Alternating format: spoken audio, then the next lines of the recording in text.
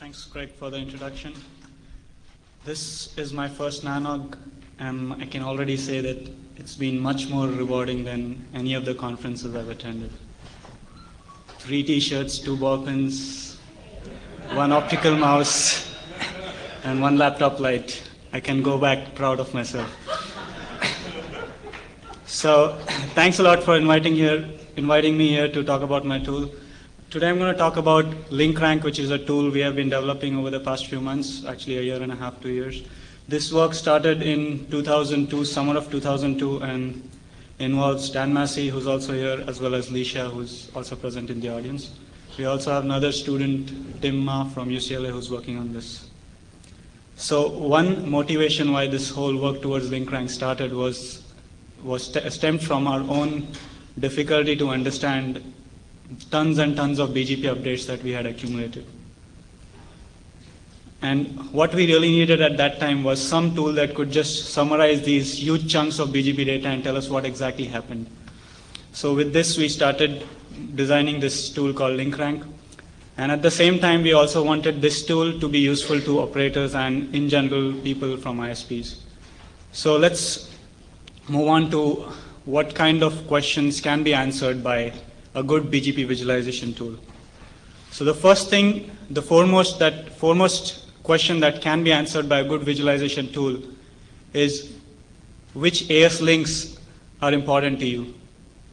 Now, most of us know who our direct peers are, and so it's not so much of a problem understanding the peering with our direct neighbors. But beyond our direct neighbors, what the picture is not very easy to understand. So this is one of the questions that can be answered by a good visualization tool. Beyond just visualizing your routes, you're also interested in routing dynamics. In particular, you want to know on any given day what kind of routing events are happening. Are they affecting your routes or not?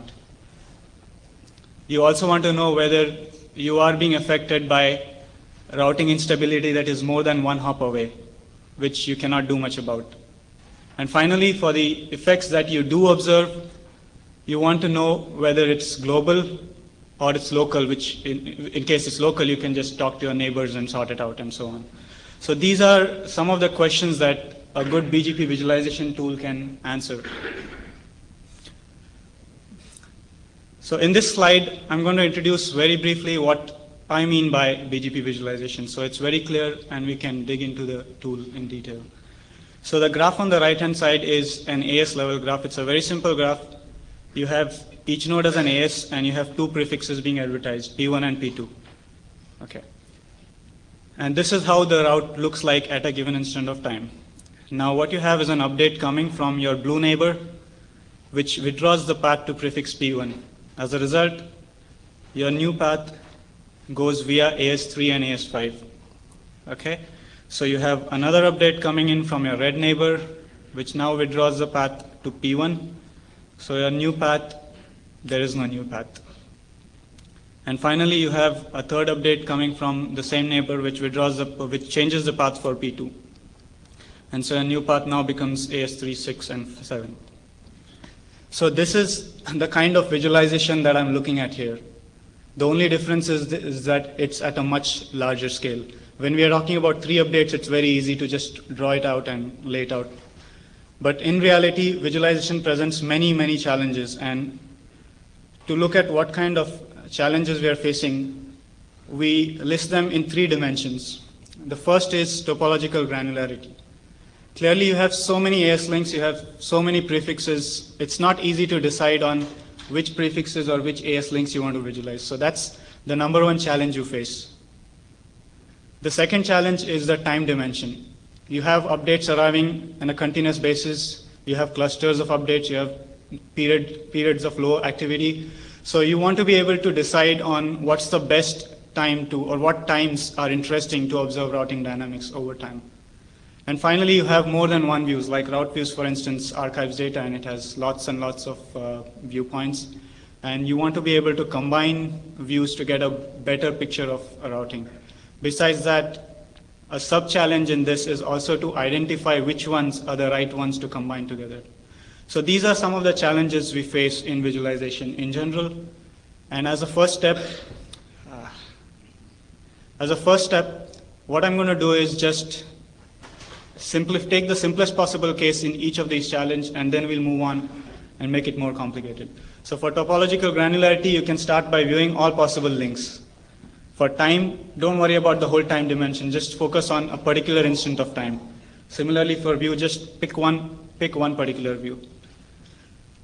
And let's look at this toy graph that we present. This toy graph is so that people understand the notion of link rank and rank change that we use to the talk. And once we move through some examples with this toy graph, we'll dig into some real examples so people can understand what we do here. So in this toy graph, we assume that each AS, which is a node here, hosts about 100 prefixes. So link rank, which is defined as the weight on these graphs, on these links, is essentially the number of prefixes that you can reach by using that link. For instance, if you look at link 4.5, the link rank is 100, which means you can reach 100 prefixes using link 4.5, which is not surprising since link 5 is since AS5 is hosting 100 prefixes. In contrast, link 1.2 can reach about 500 prefixes because it has neighbors that it connects to. So clearly, in a real case, link rank graph is going to be too big, too messy, and you want to abstract out details that make the graph viewable.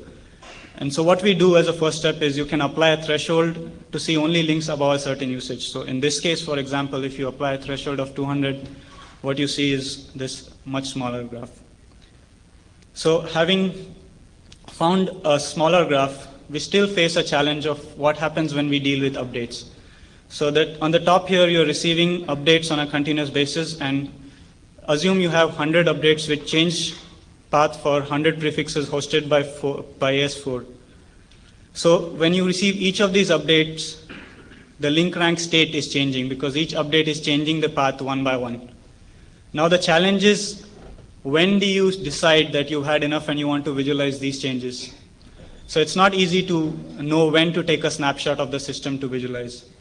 And one way to deal with this, or this is our way to deal with this, is to take a snapshot when the running total of links that change, the rank change, exceeds some user-defined threshold. So in this case, if I'm interested in events that change links with weights more than 100, I can see that I have the starting point and the ending point where finally I've seen that 2.7 has changed more than 100 or 2.4 has lost more than 100. So these define my starting and ending points. And once I have my starting and ending points, I have something to visualize. But even in this graph, if you see, you have link 1.2, which is common to both the graphs with the same weight. So if you want to summarize the change and not just the static route view, we define the notion of a rank change graph. Now, rank change graph is very important to understand how BGP dynamics are.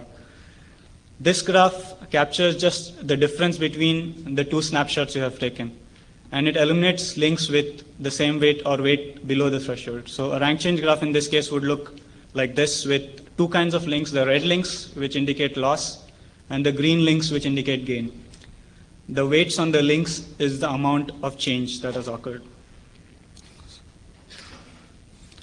So summarizing, rank change graphs show which links have changed in a given time interval, and red indicates loss, green indicates gain.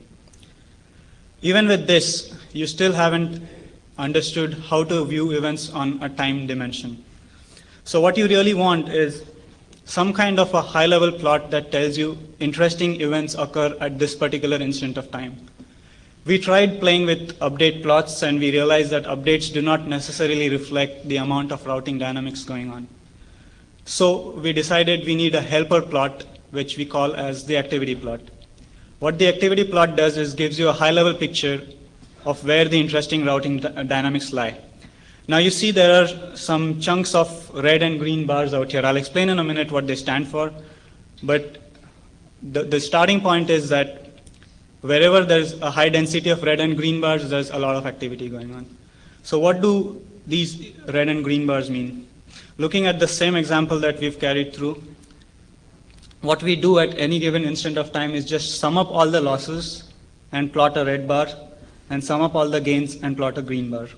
So you have this done at various points, and you can see periods of inactivity in which the routes have not really changed much. So there are various implications this activity plot could have. The first one is you could have the green much higher magnitude than the red. And this could be due to a combination of just longer new paths, like in this case, for instance, it's a longer new path, or it could also be due to gain in the number of routes. It just happens that there are new routes being announced, and so you have new green things coming up. A mirror image of this case is the second case in which the loss is much higher than the gain. So the interesting implication is the third one, where you have a bunch of red bars. Now this is interesting because this is suggesting that routes are being lost, but they are not being gained. So this is always an interesting thing to look at, and in general, sometimes or most of the times indicates loss of connectivity. So activity plots give you a good feel of what is going on in the network, and this can be a starting point to look at details on the network. However, it's not just limited to a view along the time dimension. Often you can identify common behavior across different peers or different views by looking at the activity plot. In this case, this is from real data. We've plotted activities from various points, and I couldn't scroll down, but there are many other points which have similar behavior. You can see towards the end of the plot, there's a lot of activity, a lot of views show similar activity, which is 2 bars. And this can help you not only understand that there is a global routing dynamics going on, but also to identify common views which share a common behavior. Okay, so now with this, we are ready to dig into some real case studies and look at the LinkRank tool, see how it can help us. The first case study, we observed from our activity plot there was some high amount of activity going on one of the ASs or one of the viewpoints that we have. This data is from route views. There is a timeline at the bottom right which shows when this data is from. The blue node indicates the point of observation. As defined before, red stands for loss, green stands for gain. The weight on the link, -1417, is the loss and the corresponding gain, and so forth. The activity graph shows down here there's a lot of activity going on, and we would like to see what exactly this hundreds and thousands of updates have done. So we have some controls here which can move you through the activity graph. I'm going to step one at a time. We see now between these two, there was a loss, and then right after that, there was a gain within 5 or 6 minutes. Then there was a loss again, a gain again, loss, gain. This kept repeating alternately, and then finally things settled around here. But did they? Because when we move it out to this section, you can see that the similar kind of loss gain compensation still carries out. And it's not over even here. Even here, it's the same story, but it's just more spaced out now. So this kind of visualization gives you a good feel of what is happening in these hundreds of thousands of updates that you observe at these monitoring points. Okay. That's one way of using LinkRank, is you just have one monitoring point and you see what is happening from that monitoring point. The second case study focuses on how you can use LinkRank to make some kind of inference. Now the tool does not do inference on its own, but you can use this tool and some common sense to do some kind of inference. What I call this is inference by choosing relevant views, and it will be clear in a couple of minutes what I mean by relevant. This is a graph that we observed from 3130. Again, the timeline is July sometime, which is pretty recent. The blue node is the point of observation. Notice there are 2 nodes with the color orange. And these nodes are nodes that have views in your data. So these are points you can actually view changes from or view routes from. And that's interesting because now you see that there is a loss along the path through 2914, and there is a gain along the path through 1239. And you want to know what has caused this route change, or these 250 odd prefixes to move from the red path to the green path. So how do you do that? You are lucky enough in this case to have 2 observation points on your lost as well as gained path. So you can look at 2914 to see whether 2914 is seeing any changes. If it is seeing any changes, then most likely the problem lies beyond 2914 and so forth. So looking at 2914 in the same interval, we see that it has changes, but it does not have changes towards 1299. It has changes towards an AS6395, which is an unrelated, possibly unrelated event. So what's the other cause of this route change? Things look to be okay on 2914. Maybe it's some problem beyond 1299, but if it was, then again 2914 would have had a change. So you move on to the green path and see what happens from 1239. Did 1239's route to 8437 change in any way? And when we look at 1239, you see that 1239 in this time interval had a longer route to 8437, and all of these prefixes now move to a direct link between 1239 and 8437. The value in the brackets is the rank change here, and the value outside the brackets is the link rank. So you can see the green bar saying 559 plus 559, which indicates that before this event, the link rank of this link was 0. And it's just because of this event that it's moved out. So with this kind of diagnosis, with possibly multiple views from different points of observations, different ASs in particular, you can understand these routing changes much better. Okay, so next we look at how LinkRank fits in with some other existing tools. Another tool that most people might know of, some might not, that was being developed parallelly and independently from LinkRank is BGP. BGP currently is available from route views, and the focus of BGP is to show routing dynamics as observed at a single prefix. And we feel that this is very complementary to what LinkRank does and can be used in a very good way to understand the routing dynamics much better than each of these would individually show. So you could either start from LinkRank, and then when you see something interesting, move on to specific prefixes that you want to analyze. Or you could start from BGP and move on to LinkRank to find out what is the broader picture of what BGP shows you. The best way to explain what I mean is with an example. And for this, I'm using the third case study, which, interestingly, is from yesterday. The reason I put this case out is because it's still fresh, and some of you might have read it on the NANOG mailing list. There were a few mail exchanges on the NANOG saying some problems with a major ISP. It's been masked here, but most of you would probably know what it is. So this is the viewpoint 3130. Remember, note here that 3130 is not connected to 1239 simply because there are no rank changes between 3130 and 1239. So all the rank changes are occurring from 1239.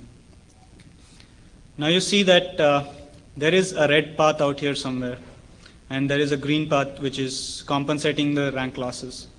So this coincides with the time that the event was supposed to have happened. And what we do is to understand this better. Again, when we see link XY, we see that the link rank has moved to 11, which is almost close to 0, which means the link is almost completely down. So what we do is we look at some prefix from ASY to understand why prefix from ASY is changing. And for this, we use BGP. Now you can see that, okay, so this graph is, so I had to mask the AS names, and so I've made it ugly. I've driven them to corners where you cannot see. But let me explain with the help of this mouse pointer. This was the original path, and now the paths are moving to this alternate path. The AS names are not visible out here, but clearly it's not just one observation point that is seeing this prefix moving around, but it's multiple observation points. So for this particular prefix, I see that multiple observation points are having route changes, and this makes it interesting. So the next thing I do is I use the activity plot. And I plot activity from various peers that I have access to. And I see that during this time, this is the time of the event, I see a vertical bar, which is a high magnitude bar, indicating something happened. How many peers did it happen at? Let's look at. So when we scroll down on the activity bar, it seems to be consistent on almost all the peers we observe at, besides some other dynamics which are also present, which vary. But this bar seems to be consistently seen across a lot of peers, a lot of views, which is what I mean. And when you see so many views seeing something consistent, you want to be able to combine all these views into one global picture which you can understand much better. This is something that LinkRank does quite well, and we are still working on some interface issues, so I cannot show you how the thing would actually look, but we'll figure that out pretty soon. I can show you a hand-constructed graph which is taking into account some visualization issues, which looks like this. For simplicity, I have included only five views in this case. The dashed lines in this case indicate loss, the solid lines indicate gain. And the color of the lines corresponds to the color of the observation point. So, for example, the red line is 3561 and the orange line is 3130, which is not directly connected to 1239 from where the changes take place. So such a picture not only tells you what is wrong in the network or what is going on, but also sort of tells you where the alternative traffic is moving. You can see that almost all of this has moved to the peering between Z and Y. And this is an indication of how the routes get balanced when events like this happen. Another tool that is pretty popular is Route Explorer. We once again feel that LinkRank complements Route Explorer. I would like to remind the audience that LinkRank was designed with an objective of global monitoring. And we had this aim or objective of being able to combine views from different ASs right from when we started. In this sense, LinkRank complements Route Explorer very well because Route Explorer combines many views from inside an AS. And so we feel we can use these tools together to get a much better picture. Also, LinkRank does not provide any kind of automated inference. It's a helper tool. We rely on operator expertise to make inference. There is, though, some ongoing work going on in our group on graph theoretic fault inference, and we hope that some of this might directly translate into the LinkRank tool. In summary, LinkRank is used to make sense of huge chunks of BGP data, and I have used this tool personally a lot, and I find it very useful to get a good feel of what has happened in a particular day or in a particular week in no time, in absolutely no time. LinkRank can do a very good job of combining views from various observation points, and we feel this is a very useful feature that LinkRank has. It can give you a good idea of what is the common behavior as well as what is a global snapshot of the routing as observed from various points. You have thresholds and a drill down feature, which I missed in the demo. But what the drill down feature does is it can zoom into a time interval, which has high dynamics, to present you with more details. So you can keep zooming on into time intervals until you are satisfied. So if your activity graph spans, let's say, a month in this much, you can zoom into a particular area, which would then be 1 week, then zoom in, it would be 1 day, and so on and so forth, until you are happy with what you see. And activity graphs, which is very useful in understanding where the dynamics lie. Make sure that you do not miss routing dynamics so easily. So, final slide. This is why we are here, point 1. We are seeking input from the operators, from the NANOG community on how we can improve this tool and how we can tune it to be more beneficial to the general audience. We are planning a beta release sometime in December. There is a plan of doing some preliminary testing before that, and I would be more than happy to hear from people who are interested in being a part of our testing, who would like to use our tool initially. And if you're interested, please do get in touch with me. If you're interested in other clarifications, views, get in touch with me. I'll be, till the end of the day, right outside. I also have more cases. If you want to look at the tool in more detail, since I've not shown all the functionality because of the time constraints, you can catch me or send me an email. And that just about summarizes the talk. So, yeah, questions?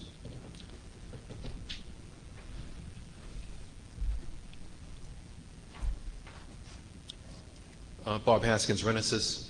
I was curious how well your tool works with large numbers of routing updates. We're talking like millions of updates. So we have, so when you talk of large number of routing updates, there are two ways this could occur. This could be either from a single viewpoint or it could be from multiple viewpoints. Most of the times we've seen that the larger the number of updates, the easier it is to capture with LinkRank, because LinkRank is designed to capture bulk dynamics. So in that sense, I'll be happy if you have large events with large dynamics, because LinkRank won't miss it. But if they are very small events, then there is a chance that you might miss it with LinkRank. So yes, answering your question, it works better larger the updates. Any other questions? I think one question. Sure. So the LinkRank right now is based on a number of prefixes. Is that something you can change? Not all prefixes, of course, are created equal. Is it configurable to look at ASNs, amount of addressed space? That's a very good point. I actually missed that point. I was going to say that before. We are looking into alternative metrics for LinkRank, and Craig just mentioned one of them. Address space is one thing we are sort of half done on, and we feel the idea here is that you treat a /24 the same as a /8. You just give it one weight. And some people might find that's not fair, so we are looking at alternative metrics, and that should be available in the release that we come out with in December for sure. So yes, we are. Okay, I think that's it. Thanks. Thank you. Thanks.